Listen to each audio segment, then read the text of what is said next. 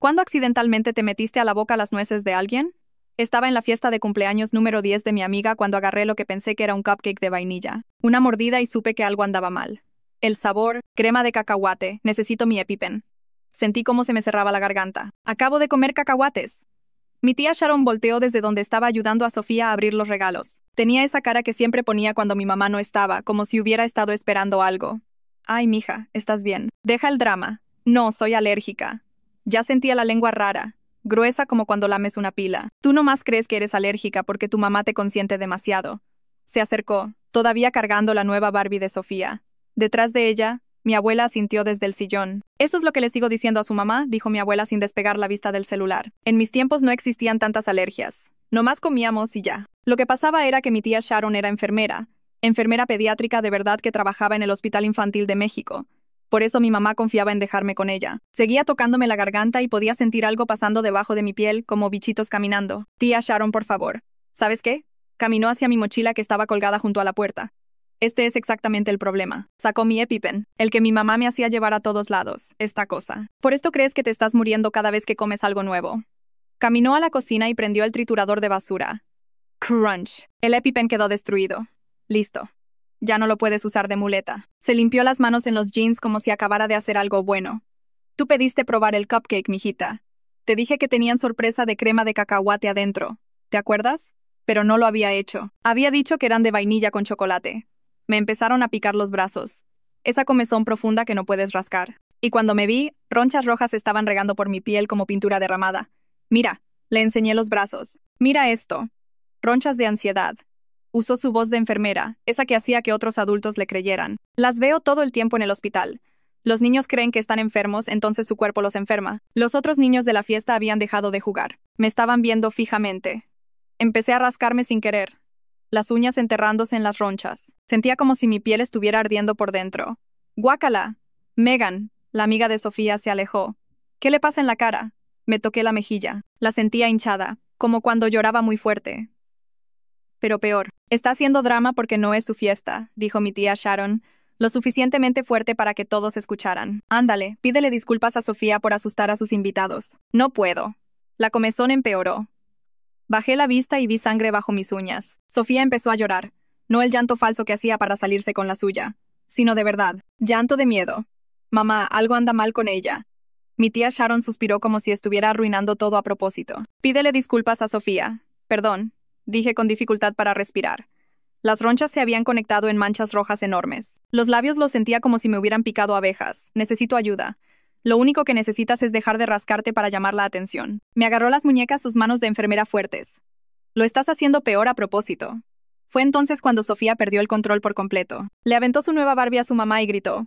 Mi tía Sharon me soltó para agarrar a Sofía, y supe que esta era mi única oportunidad. Me arrastré hacia la bolsa de mi tía Sharon en la barra. Los dedos los sentía como globos, todos hinchados y raros, pero encontré su teléfono y marqué el 911.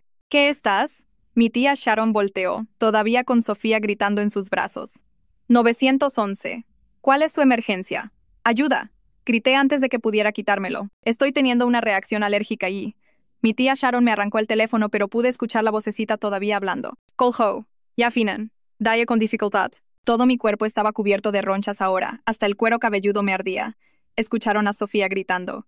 La cara de mi tía Sharon se puso blanca, luego roja. Soy enfermera. Yo sabría si de verdad estuvieras. Sonó el timbre. Luego golpes. Paramédicos, abran. Mi abuela finalmente despegó la vista del celular. Sharon, ¿qué hiciste? El resto pasó muy rápido. Los paramédicos pasaron junto a mi tía Sharon cuando trató de explicar que yo estaba bien. Uno de ellos me vio y me clavó una aguja en el muslo.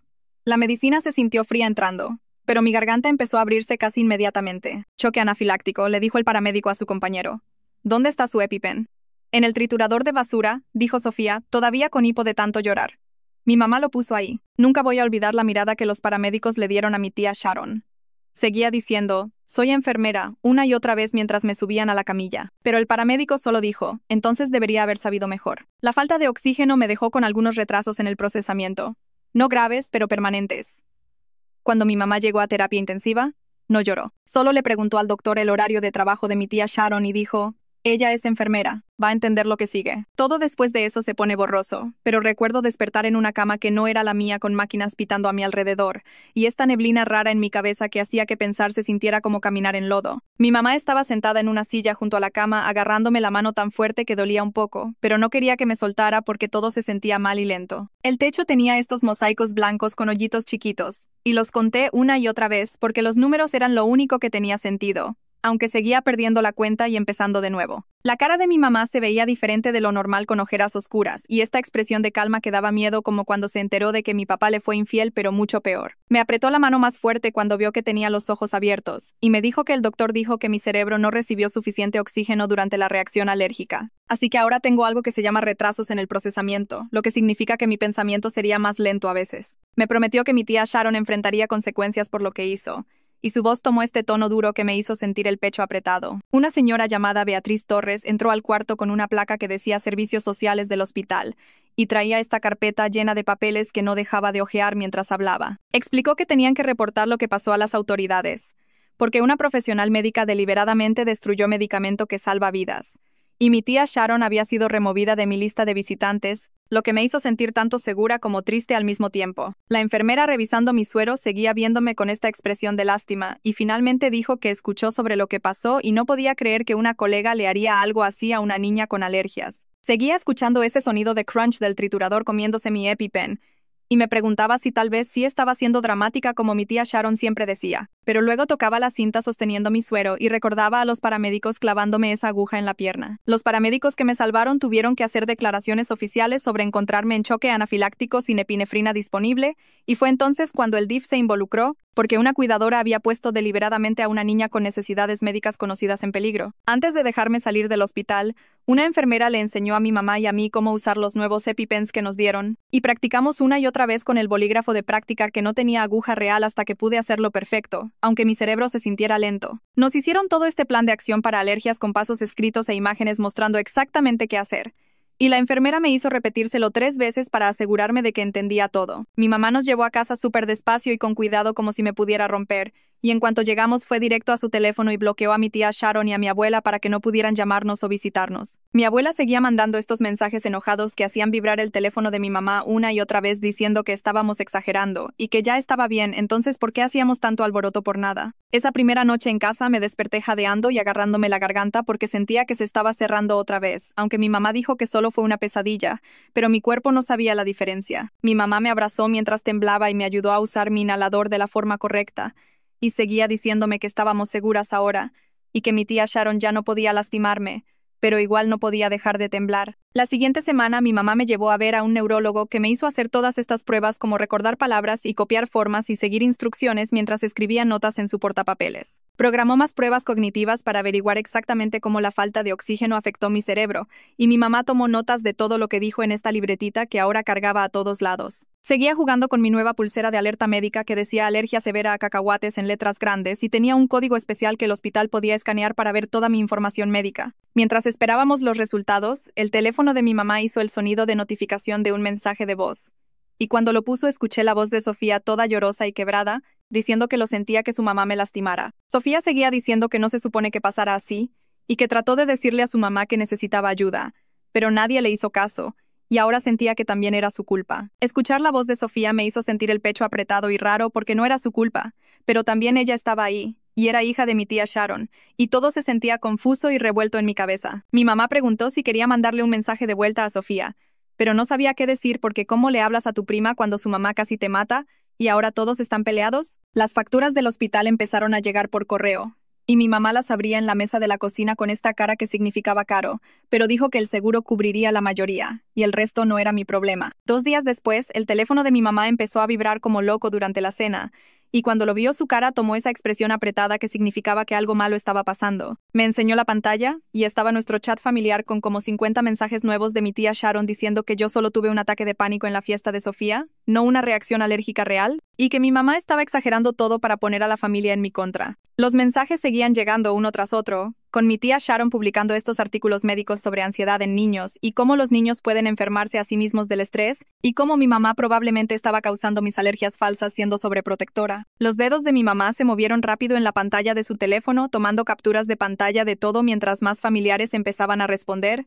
algunos preguntando qué pasó y otros ya tomando lados. Mi tío Miguel escribió que siempre le pareció sospechosas mis alergias, y mi prima Janet dijo que tal vez mi tía Sharon tenía razón sobre que mi mamá era muy dramática, pero luego mi tía Lisa publicó que vio la ambulancia en la casa de Sofía y lo que sea que pasó se veía bastante serio. Mi mamá seguía tomando capturas de pantalla de todo sin responder, su mandíbula poniéndose más tensa con cada mensaje nuevo, y luego bloqueó todo el chat grupal e hizo una llamada a alguien llamado Javier Becerra, quien dijo que era un abogado que su compañera de trabajo le recomendó. 3 días después nos sentamos en la oficina de Javier en el centro. Este cuarto grande con muebles de madera oscura y diplomas en las paredes, mientras mi mamá extendió todos los papeles del hospital y las capturas de pantalla y los papeles de alta que decían choque anafiláctico en letras grandes. Javier revisó todo despacio, escribiendo notas en una libreta amarilla, haciéndole preguntas a mi mamá sobre qué dijeron los paramédicos, y si teníamos sus nombres, y si podíamos conseguir sus reportes. Sostuvo el papel que mostraba los resultados de mi análisis de sangre del hospital con los niveles súper altos de histamina y lo tocó con su pluma, diciendo que este era exactamente el tipo de evidencia que probaba que fue una reacción alérgica real, no ansiedad. Mi mamá sacó más papeles incluyendo mis resultados de pruebas de alergia de cuando tenía 5 años y todos mis registros médicos mostrando cada reacción que había tenido, y Javier asintió mientras los organizaba en diferentes pilas en su escritorio. Cuando mi mamá le contó sobre el EpiPen destruido, dejó de escribir y volteó con esta expresión seria, preguntando si alguien más vio qué pasó.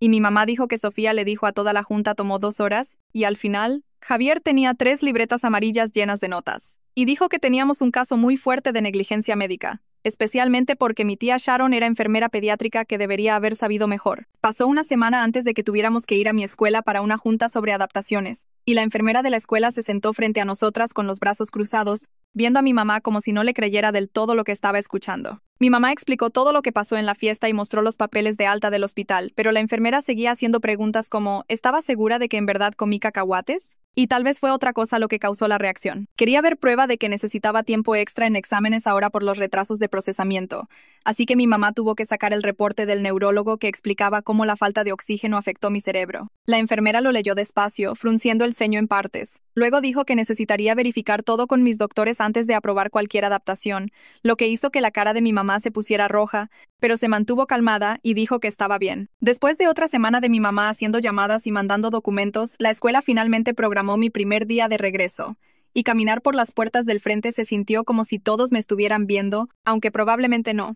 En el pasillo, los niños susurraban cuando pasaba y escuché a alguien decir algo sobre la fiesta de Sofía, y otro niño preguntó si era cierto que casi me muero. Durante el recreo no pude obligarme a entrar a la cafetería con toda esa comida por todos lados, y niños comiendo cosas que podrían tener cacahuates, así que fui a la oficina de la enfermera en su lugar, y comí mi torta ahí mientras ella hacía papeleo, y pretendía no estarme viendo. La enfermera tenía este refrigerador chiquito donde podía guardar mi lunch a salvo de otras comidas, y me mostró dónde guardaba mis nuevos EpiPens en un gabinete especial con llave con mi foto en él. 2 días después de eso, conocí a Teodoro Muñoz, el orientador de la escuela, en su oficina que tenía sillones puff y un póster sobre sentimientos en la pared. Explicó que un plan 504 significaba que la escuela me ayudaría a aprender mejor con mis retrasos de procesamiento, como darme tiempo extra para terminar exámenes y tareas. Teodoro me hizo hacer algunas actividades como copiar formas y recordar listas de palabras para ver qué era difícil para mí ahora.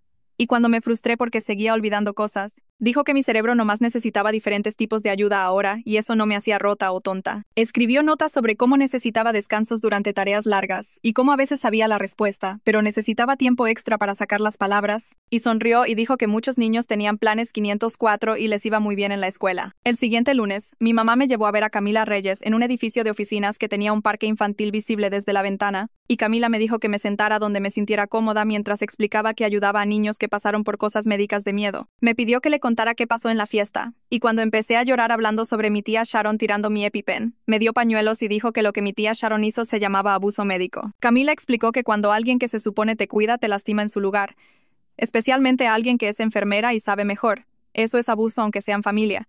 Y aunque digan que estaban tratando de ayudar, me enseñó este ejercicio de respiración donde finges oler flores y soplar velas, y practicamos hasta que pude hacerlo sin pensar tanto. Mientras tanto, Javier estaba ocupado llenando papeles en el juzgado, y llamó a mi mamá para explicar que estaba pidiendo algo llamado preservación de evidencia, lo que significaba que el hospital y servicios de emergencia no podían borrar o perder nada sobre mi caso. Especialmente quería la grabación de la llamada al 911, porque dijo que escuchar mi voz durante la emergencia le mostraría al juez qué tan seria fue en realidad, y que no estaba fingiendo o siendo dramática. Mi mamá tuvo que firmar un montón de formas dándole permiso a Javier de conseguir mis registros médicos y hablar con mis doctores, y dijo que el proceso legal tomaría tiempo, pero estaba confiado de que teníamos un caso fuerte. 2 semanas después, el teléfono de mi mamá sonó durante la cena, y cuando contestó era alguien del Departamento de Gestión de Riesgos del hospital con esta voz cuidadosa y suave tratando de explicar que lo sentían mucho por mi experiencia, pero el hospital no podía ser responsable de lo que los empleados hicieran fuera del trabajo. Mi mamá puso el teléfono en altavoz para que Javier pudiera escuchar desde su oficina,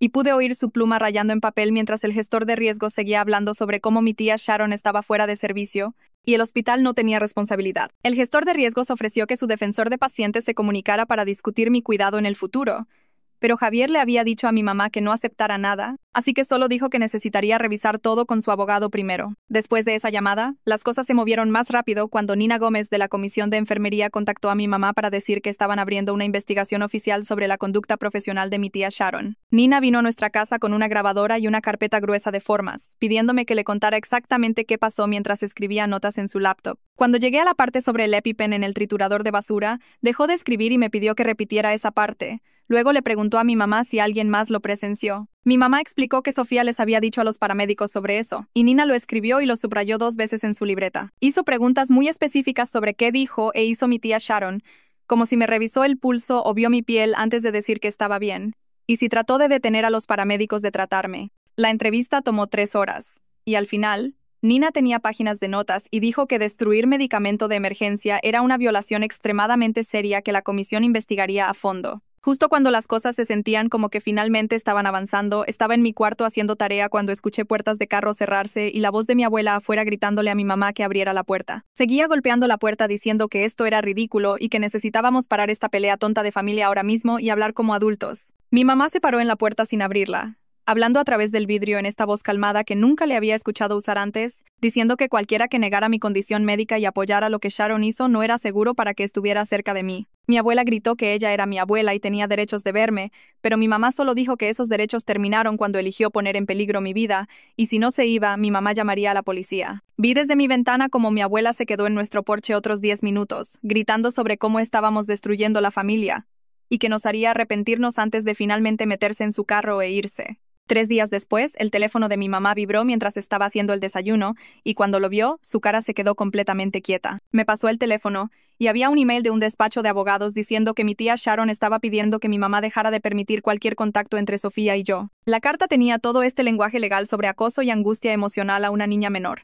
Decía que yo estaba perturbando la recuperación de Sofía de presenciar mi emergencia médica. Mi mamá se lo reenvió a Javier de inmediato y en una hora llamó de vuelta diciendo que solo era intimidación, que mi tía Sharon estaba tratando de controlar la narrativa y aislar a Sofía de decirle a alguien más lo que vio. Le dijo a mi mamá que guardara todo y que no respondiera directamente, que él manejaría toda comunicación por canales apropiados.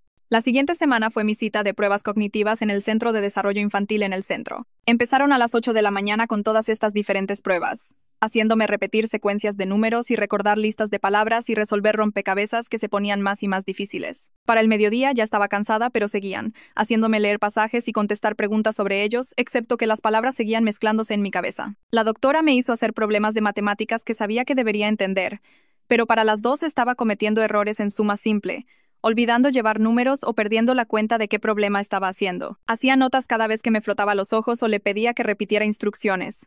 Y cuando finalmente terminamos a las 4, le dijo a mi mamá que la fatiga estaba haciendo mis retrasos de procesamiento mucho más obvios, que mi cerebro tenía que trabajar más duro que los niños normales para hacer las mismas tareas, así que me cansaba más rápido. 2 días después, en clase de matemáticas, la maestra Pérez estaba explicando fracciones en el pizarrón cuando sentí esa sensación familiar de caminata en mis brazos. Bajé la vista y vi ronchas rojas regándose por mi piel.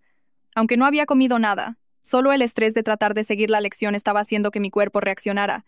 Pero esta vez sabía qué hacer, sacando la tarjeta del plan de acción de mi mochila y mostrándosela a la maestra Pérez, quien inmediatamente sacó el Benadryl de mi kit de emergencia en el cajón de su escritorio. Me hizo sentarme en la esquina tranquila mientras llamaba a la enfermera, hablándome en esta voz calmada sobre cómo estaba haciendo exactamente lo correcto, que mi cuerpo solo estaba estresado y lo superaríamos juntas. El Benadryl me dio sueño, pero las ronchas empezaron a desaparecer después de 20 minutos, y no necesité el EpiPen, lo que se sintió como ganar, aunque algunos niños me vieron raro cuando regresé a mi asiento. Ese viernes, Javier vino a nuestra casa con su laptop y una bocina pequeña, diciendo que finalmente había conseguido la grabación del 911 por descubrimiento. Nos advirtió que sería difícil de escuchar, pero necesitábamos escucharla juntos para el caso. Cuando le dio play, escuché mi propia voz gritando por ayuda, rogando que alguien viniera, diciendo que no podía respirar. Mientras en el fondo mi tía Sharon seguía insistiendo que yo estaba bien, que estaba siendo dramática, que ella era enfermera y sabría si algo estuviera realmente mal. El llanto de Sofía se ponía más y más fuerte hasta que podías escuchar a la operadora pidiendo la dirección otra vez. Luego mi tía Sharon agarrando el teléfono y la línea cortándose. Las manos de mi mamá estaban temblando y las lágrimas le corrían por la cara, pero no lágrimas tristes,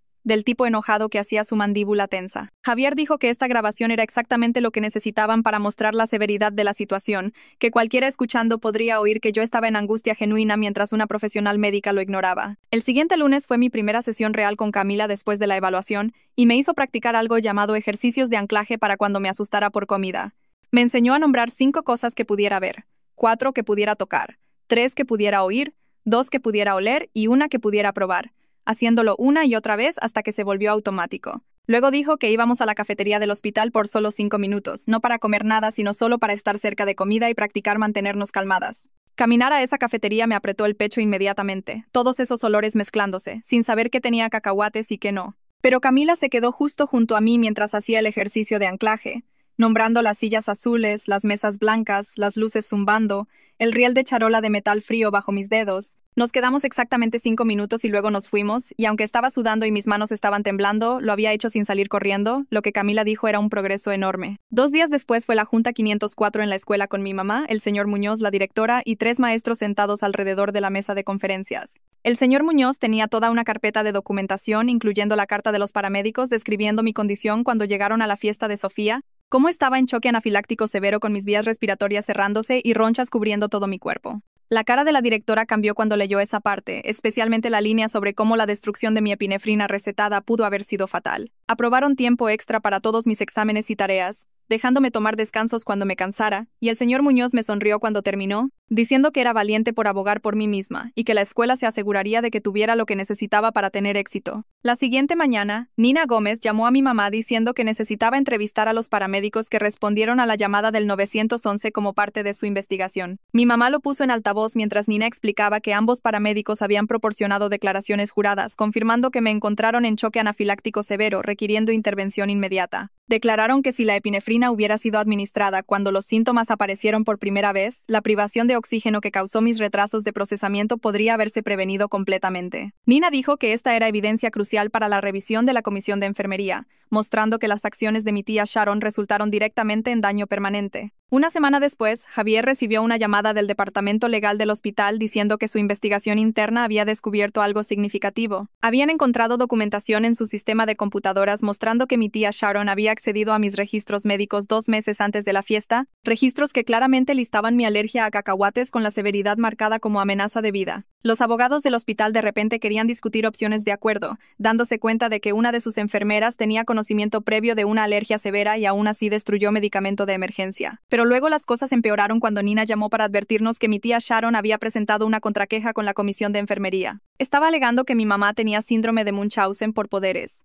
que me estaba enfermando para llamar la atención y me había entrenado para fingir reacciones alérgicas. Todo el cuerpo de mi mamá se puso rígido cuando escuchó esto, pero se mantuvo calmada en el teléfono, diciéndole a Nina que tenía años de pruebas de alergia de 3 doctores diferentes, registros de sala de emergencias de cuando tenía 4 y 6 años, y pruebas genéticas mostrando que heredé la tendencia a alergias severas del lado de la familia de mi papá. Sus manos estaban temblando mientras sacaba el archivero, juntando cada documento médico mientras Nina decía que no me preocupara, que la evidencia era abrumadora a nuestro favor. La última pieza llegó cuando Javier encontró a alguien dispuesto a romper filas en el hospital. Una de las colegas de mi tía, Sharon, aceptó testificar anónimamente que Sharon regularmente desestimaba las alergias de pacientes como tonterías modernas, que se había quejado múltiples veces sobre padres inventando alergias alimentarias para llamar la atención. La colega había documentado 3 incidentes separados donde Sharon había discutido con padres sobre protocolos de alergia, diciendo que los niños necesitaban endurecerse en lugar de ser consentidos. Este patrón de comportamiento era exactamente exactamente lo que Javier necesitaba para mostrar que esto no fue solo un error,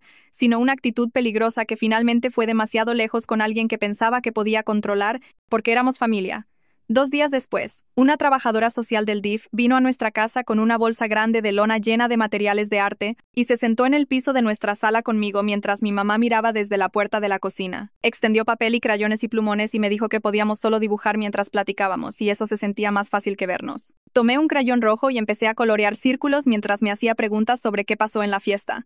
Pero cuando traté de explicar sobre el cupcake, mis palabras se atoraron y salieron en el orden equivocado. Esperó sin apurarme y dijo que teníamos todo el tiempo que necesitáramos. Dibujé el triturador de basura con garabatos cafés para el EpiPen destruido, mientras le contaba cómo el sonido de crujido todavía se reproducía en mi cabeza a veces. Tomó fotos de mis dibujos y escribió notas con letra pulcra, asintiendo cuando tenía que parar y empezar de nuevo porque mi cerebro no pondría las oraciones juntas bien. Cuando terminamos, puso todo en carpetas transparentes y le dijo a mi mamá que mi testimonio era muy claro incluso con los retrasos de procesamiento. La siguiente mañana, me desperté con mi mamá parada en nuestro porche con un bote de reciclaje, tirando una pila entera de papeles que mi abuela había dejado en nuestra puerta durante la noche. Podía ver los encabezados en algunos de ellos sobre alergias alimentarias siendo falsas y niños siendo demasiado sensibles estos días. Mi mamá ni siquiera los metió a la casa, solo los tiró directo al bote azul y dijo que habíamos terminado dejando que la gente debatiera si mi condición médica era real. Más tarde esa semana, Camila extendió un papel grande en la mesa de su oficina y me ayudó a escribir todo lo que quería que la comisión de enfermería supiera sobre lo que mi tía Sharon me hizo. Trabajamos en eso por 3 sesiones porque seguía frustrándome cuando no podía encontrar las palabras correctas o cuando salían revueltas. Me enseñó a tomar descansos y respirar cuando mi cerebro se sentía nublado y regresaríamos cuando estuviera lista. Para la tercera sesión teníamos 2 páginas de mis propias palabras explicando qué tan asustada estaba, cuánto dolía que alguien que se suponía me protegía eligiera no creerme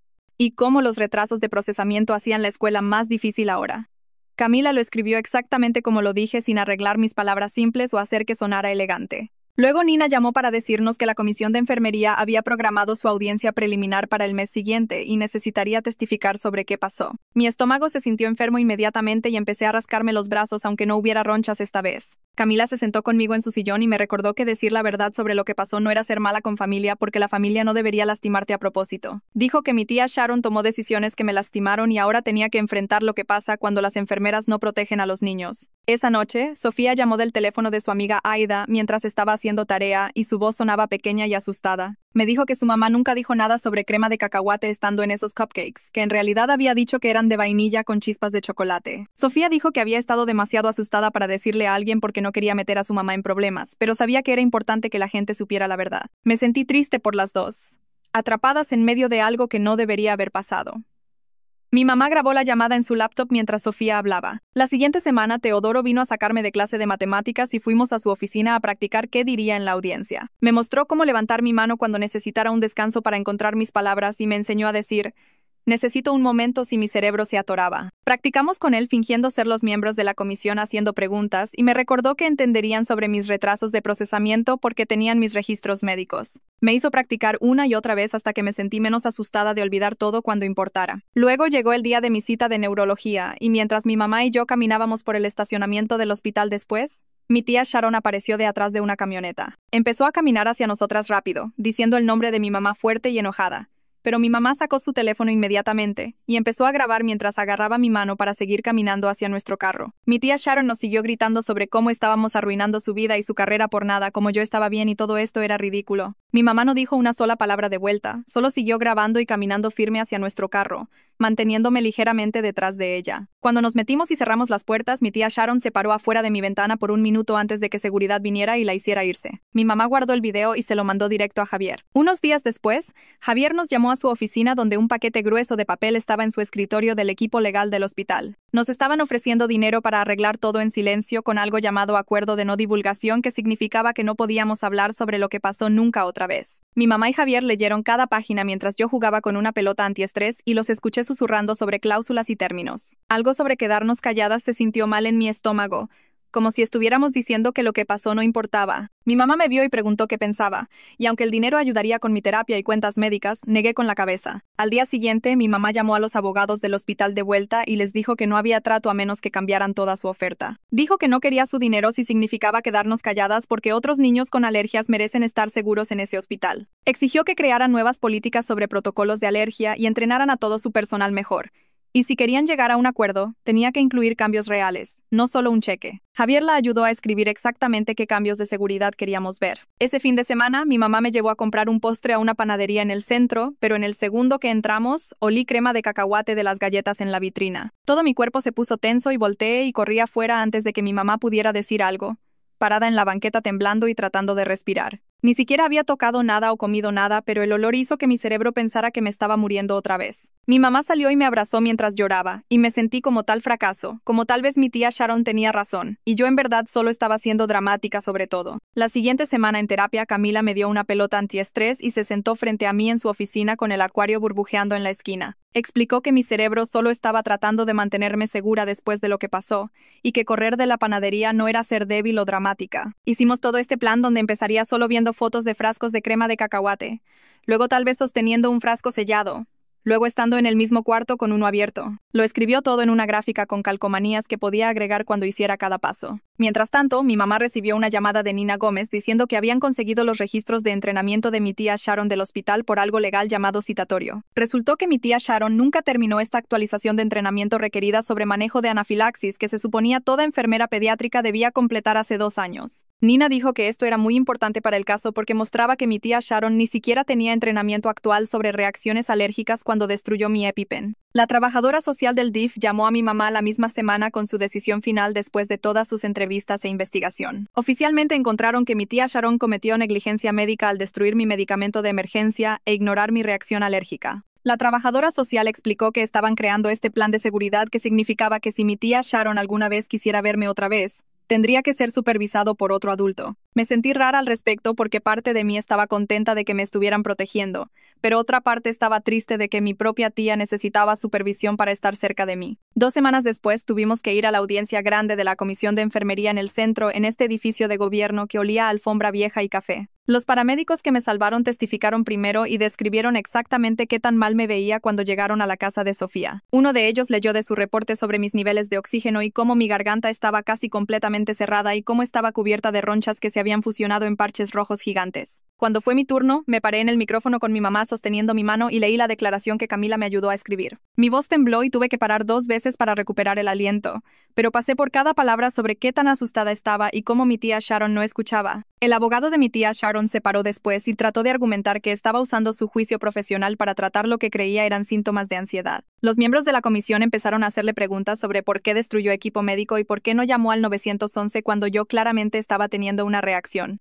Mi tía Sharon seguía diciendo que pensaba que estaba siendo dramática, pero un miembro de la comisión señaló que incluso si pensaba que era ansiedad, todavía no debería haber destruido el EpiPen. Después de 3 horas de ida y vuelta, la comisión dijo que necesitaban más tiempo para tomar su decisión final, pero programaron algo llamado mediación para la parte de reclamo civil. Todos se veían exhaustos saliendo de ese cuarto, y yo solo quería irme a casa y nunca pensar en nada de esto otra vez. 3 días después, durante educación física, estábamos comiendo lunch afuera porque hacía buen clima, y la barra de granola de este niño accidentalmente tocó mi torta cuando se sentó.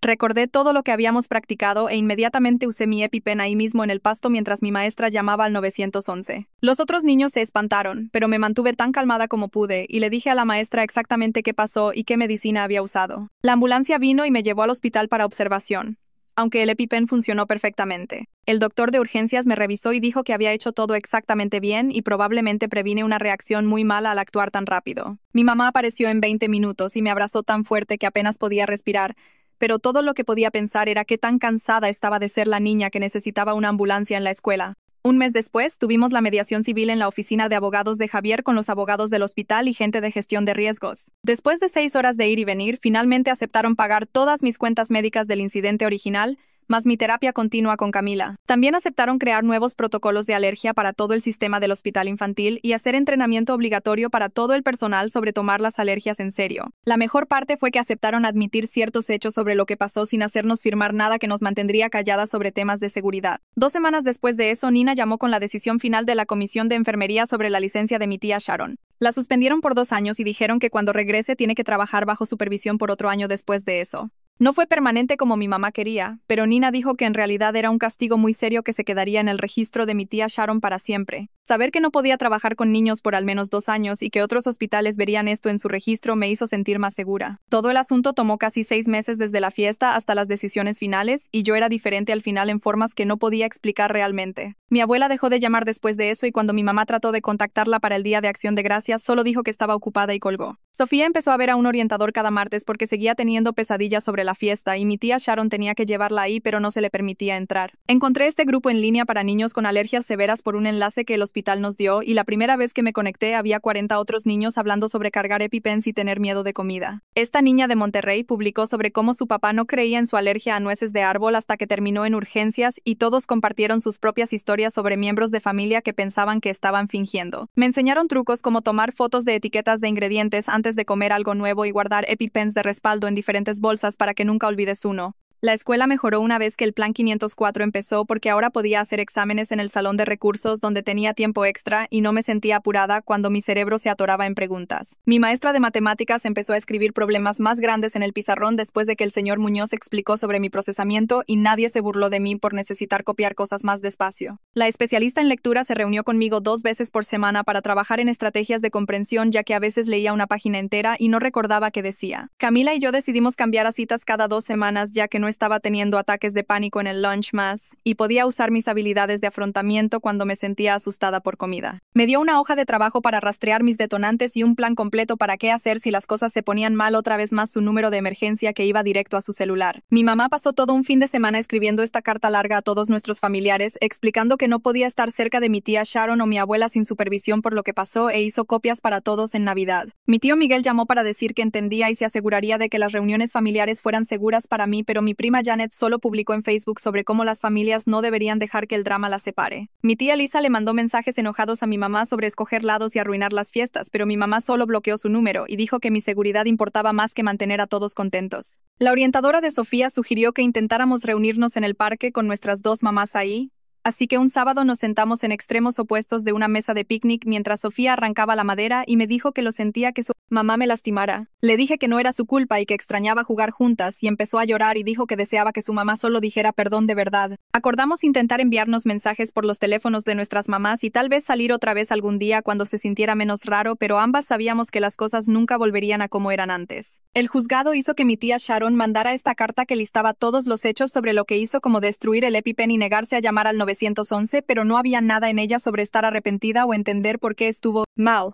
Mi mamá preguntó si quería escribir de vuelta o tener a nuestro abogado responder, pero solo puse la carta en mi caja de recuerdos con todos los otros papeles de todo y decidí que ya había dicho lo que necesitaba decir en la audiencia. Pasó un año entero y mi vida se veía muy diferente, pero en realidad se sentía bien la mayoría de los días. Ahora cargaba 3 EpiPens, uno en mi mochila y uno en mi bolsillo y uno que se quedaba en la oficina de la enfermera, y sabía exactamente cómo usarlos sin ni siquiera pensar. El grupo de apoyo en línea se volvió como mi segunda familia, donde podía publicar sobre tener miedo de probar comidas nuevas y todos entendían sin juzgar. En la escuela sacaba principalmente 8 en lugar de 10, pero mi maestra dijo que estaba trabajando duro y eso es lo que contaba. Además, hice 2 nuevas amigas en el salón de recursos que también tenían planes 504. Mi mamá y yo teníamos toda esta rutina para restaurantes donde llamábamos antes sobre ingredientes y llevábamos tarjetas de alergia para darle al mesero y ya no me sentía avergonzada de ser la niña con necesidades especiales de comida. Sofía y yo nos mensajeábamos a veces sobre cosas normales como programas de tele y su nuevo gato, cuidadosamente evitando hablar sobre nuestras mamás o cualquier cosa médica. Mis retrasos de procesamiento significaban que la tarea tomaba más tiempo y a veces olvidaba palabras a mitad de oración, pero Camila me enseñó estrategias que en verdad ayudaban y me sentía orgullosa cuando descubría cosas aunque tomara tiempo extra. La mejor parte fue saber que todos en mi vida ahora en verdad me creían sobre mis alergias y me protegerían en lugar de ponerme en peligro, lo que me hizo sentir más segura de lo que nunca había estado antes, incluso con todo lo que pasó. Esa es la historia de hoy. Estoy agradecida de que escuchaste hasta el final. Hace que contarlas valga tanto la pena. Dale al botón de suscribir y compartamos la siguiente también.